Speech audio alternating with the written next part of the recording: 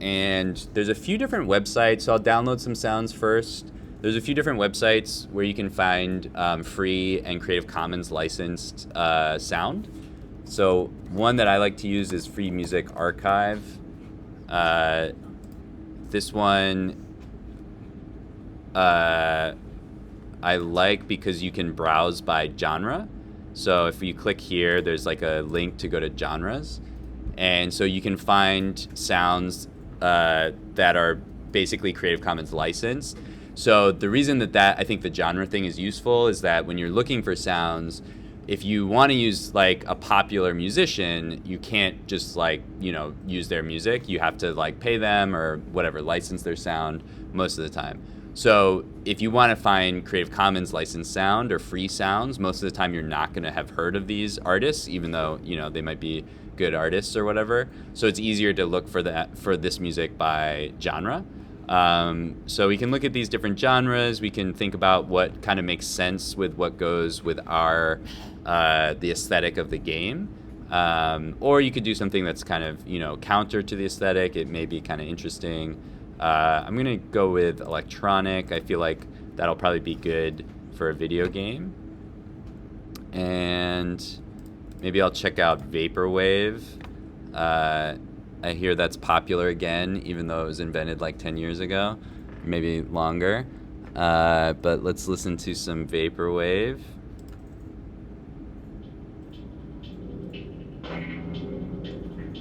So that's a little scary. It's not really the vibe of my game, but let's see, maybe this one. That's kind of cool. Let's see what this one sounds like. It's a little scary. Oh, a lot of these are goth Halloween. I guess it is Halloween is coming up, so maybe that's cool. Let's listen to this one. I'm not. You like that one? I think that's a little too up tempo for what I'm doing. Purple Soda is kind of a cool title. I kind of like this one.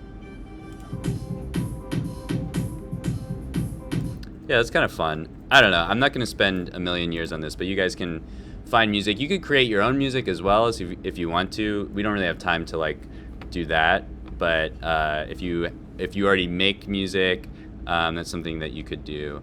One thing that you will want to look at is the Creative Commons license. So with some licenses, they'll have some restrictions. So you can see the restrictions here, and then you can read more about it, but it's usually pretty clear. So attribution means that you have to give credit to the creator. Non-commercial means you can't make something where you sell. And then no derivatives means you can't change the license, which means that if I want to use this sound, I have to distribute whatever I make with it using the same license. So this is actually a pretty restrictive license. Since this is a school project, I wouldn't really worry too much about this. But if you ever want to publish something and make it available for people to buy, then this would kind of prevent you from doing that. So that's just something to keep in mind. I wouldn't worry about it too much, again, for a school-related thing. But if you do want to do stuff in the future, you might have to replace it. I'm going to bookmark this so I can find it later if I need to. And then I'm just going to download it. Oh, and it'll make me log in before I can download, but it is free, so you don't have to like pay money. Hopefully I can remember the password that I used for this. Okay. So I'll download this, and it's going to warn me about the license. I think that's fine. I'm going to keep going. So Free Music Archive is a good place for music. There's a lot of other sources for different Creative Commons or free music. I'll add some of these links to the class page here after this. Another one is Open Game Art. This has lots of different types of assets, so it has graphics and different things that you can use, but it also has like a music section. A lot of this music is pretty good, and you can download this as well. So I'll put a link to that one. That's another good website.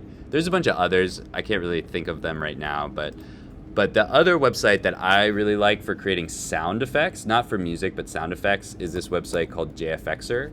And this is a website where you can actually generate your own sounds using some basic parameters. And they're sort of like geared towards creating 8-bit sounding sounds.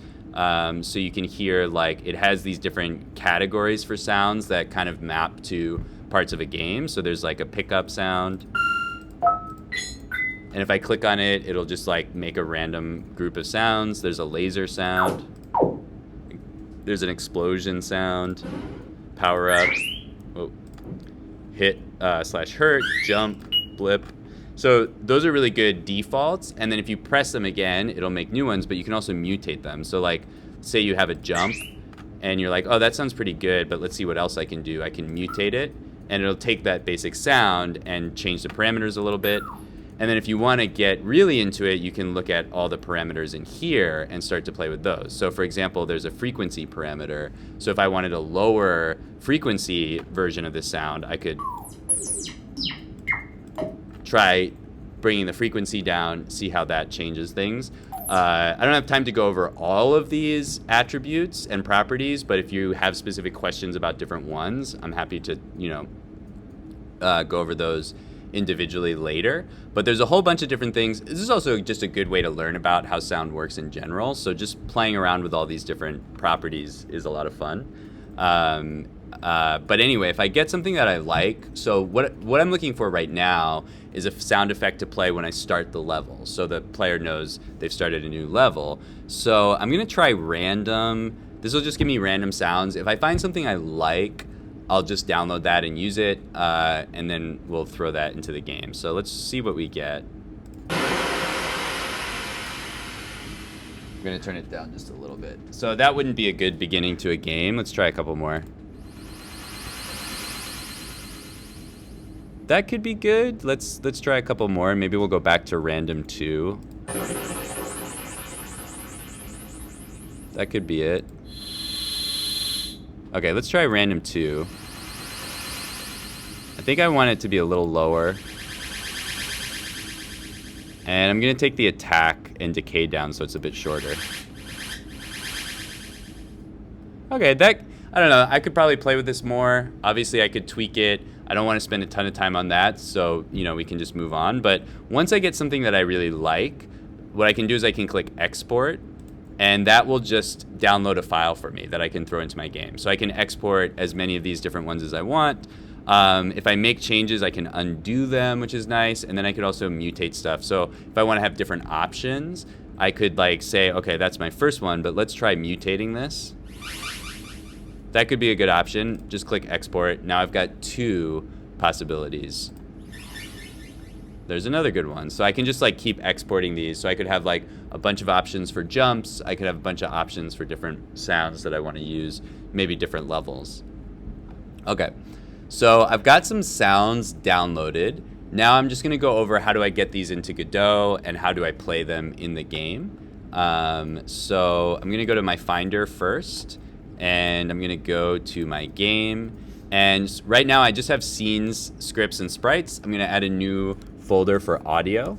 So I'm gonna hit Command-Shift-N and call this audio. And that's where I'm gonna put all of my sound files. And so I'm gonna open up a new window real quick and go to downloads. And I'm just gonna throw these all in there. And then I want to name these so I don't forget what they are. That one's pretty clear. This is an MP3 file, and it says Purple Soda, so I know where this came from. So that's pretty easy. So I'll just leave that as is. The name doesn't really matter that much. But then these guys, they just say random. So I don't want to throw these into my game and then forget what they are. So let's go ahead and name these. So let's call this level start 1. Level start 2. I'm just making this up. You could really call this whatever you want. As long as you know what it is, you're not going to forget what it is later. So now I've got my files. When I go back to Godot, it's going to import these files. MP3 is a more highly compressed file format. So this is usually for longer tracks like music. So MP3 is good. Wave is uncompressed. That's good for sound effects because they're very short. So the file size is going to be larger, but the sound quality will also be better. So something that's short is good. You probably won't have to worry about this too much, but if you click on one of these files and it's over like 10 megabytes or 20 megabytes, something like that, that's going to be probably larger than what you want for the game. So you might want to either find a way to compress it more or find a different file. But as long as you're under like 10 megabytes, you really want to be lower than that. Like I would say for music, 3 to 5 is the most you really want. For sound, this is 150 kilobytes. So that's very, very small. For a sound effect that's like a second or 2 seconds long, you really don't want anything that's like over, I don't know, 300, maybe 500 kilobytes. You definitely don't want anything that's like up to a megabyte because you're just adding a lot of data to the project that's going to have to be downloaded by people later. And we don't want our projects to get super huge with lots of different asset files. Anyway, so we've got this stuff ready. If you ever have questions about stuff like that, I'm happy to go over it. When I open Godot, it's going to import those files. And so if I go to the file system down here, I can see there's the audio section. And it knows that these are audio files. See, it puts this little like audio signal or audio icon next to them. So it knows what those things are. There are some import settings that are defaults, but I think for what I have, these are fine. Actually, so one thing we might want to set is for this MP3, we might want to set that to loop so that it loops in the background since that's the background music. You don't have to do that. You may want to do something else, but we could set that to loop, and then I'll just re-import there.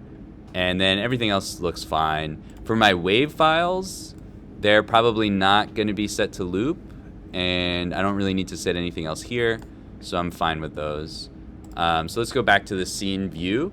And so if I want these sounds to play, it's very easy. All I'm going to do, I'm going to click on my main node. I'm going to hit the plus button, and I'm going to search for an audio stream. So an audio stream, is basically just what it sounds like. It's an audio node in my game. Stream refers to like the data stream from the audio file, and then it's a player. And so the basic audio stream I can use for these because I want the sound to sound the same no matter where I am in my game. If I want a localized sound, meaning a sound that gets quieter when we're farther away from it or louder when we get closer to it, then I want a 2D sound. I don't need a 2D sound for what I'm doing right now, but if you had something that you wanted localized to a specific part of your scene, you would want a 2D sound. I'm going to go with the basic regular player.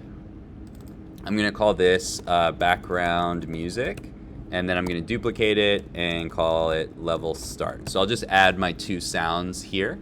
And these sounds don't need to be connected to any script because they're just going to both play as soon as the level loads. Next week, on Tuesday, we'll go over connecting sounds to the scripts for sound effects. So to get these sounds to actually play, I just click on the background music. There's a stream here, and you can see it's empty. So this is where I'm going to add the file that I downloaded.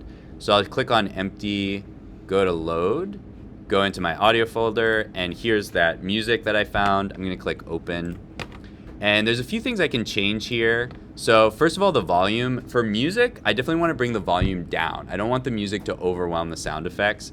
Usually I'll do something like -24 by default. This is going to bring down the volume a lot. Volume at 0 is loud. So 0 is the loudness that the sound was recorded at. It's a different scale than what you might be used to. So if I want the sound to get lower, I'm going negative. You really don't want to go above 0. That's never really a good idea. That's when you're going to get distortion. If your sound is not loud enough and the volume is at 0, you probably need to get a better recording or a better sound. So I'm going to turn the sound volume way down for the background music.